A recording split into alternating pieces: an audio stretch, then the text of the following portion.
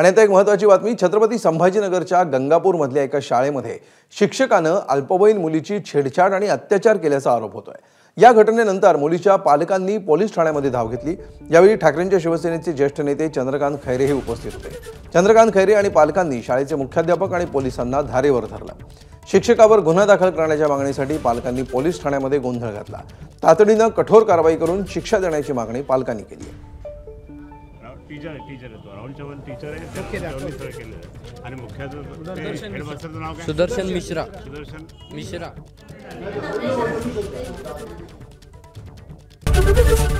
ABP माझा, उघडा डोळे बघा नीट।